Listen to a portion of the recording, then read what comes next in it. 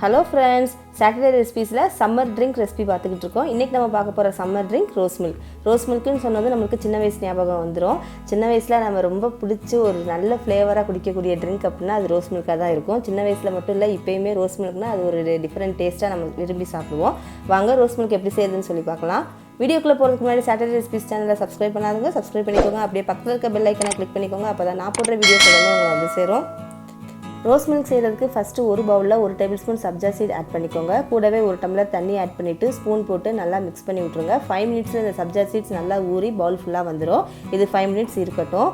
ஒரு பேனில் 300 ml திக்கான பால் எடுத்துக்கோங்க. தண்ணி எதுவுமே ஆட் பண்ண வேணாம். இந்த பாலை நல்லா காய்ச்சிக்கோங்க. பால் காய்ச்சி ரோஸ் மில்க் செஞ்சதுனா ரோஸ் மில்க் டேஸ்ட் வந்து நல்லாயிருக்கும்.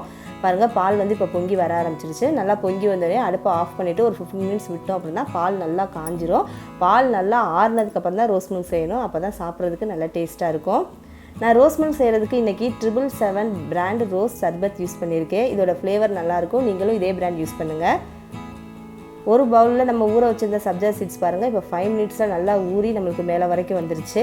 அதே மாதிரி நம்ம காய்ச்சி ஆற வச்சுருந்த பாலும் நல்லா ஆறிடுச்சு. இப்போ நம்ம ரோஸ் மில்க் ரெடி பண்ணிடலாம். ஒரு மிக்சர் ஜாரில் நம்ம காய்ச்சி ஆற வச்சுருக்கிற பாலை ஃபஸ்ட்டு ஆட் பண்ணிக்கோங்க. ஆட் பண்ணிவிட்டு இது கூட நான் ஐஸ் க்யூப்ஸ் ஆட் பண்ணுறேன்.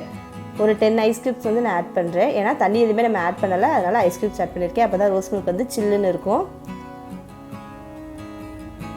இது கூட 777 ரோஸ் சர்பத் 50 ml நான் ஆட் பண்ணுறேன். 300 ml பாலுக்கு 50 ml சர்பத் வந்து நான் ஆட் பண்ணியிருக்கேன். ஆட் பண்ணிவிட்டு இதை நல்லா கிரைண்ட் பண்ணி எடுத்தோம் அப்படின்னா இந்த ஐஸ் க்யூப்ஸ் எல்லாமே நல்லா இதோட கிரைண்ட் ஆகி நம்மளுக்கு சில்லுன்னு ரோஸ் மில்க் வந்து ரெடி ஆயிரும். நல்லா கிரைண்ட் பண்ணிக்கோங்க. பாருங்கள், சூப்பரான ரோஸ் மில்க் வந்து ரெடி ஆயிடுச்சு. இப்போ நம்ம இதை சர்வ் பண்ணிடலாம். ஒரு டம்ளரில் நம்ம ஊற வச்சுருந்த சப்ஜா சீட்ஸ் நான் 3 டேபிள் ஸ்பூன் ஆட் பண்ணியிருக்கேன். 300 mlக்கு 3 tablespoon sabja seeds add பண்ணியிருக்கேன்.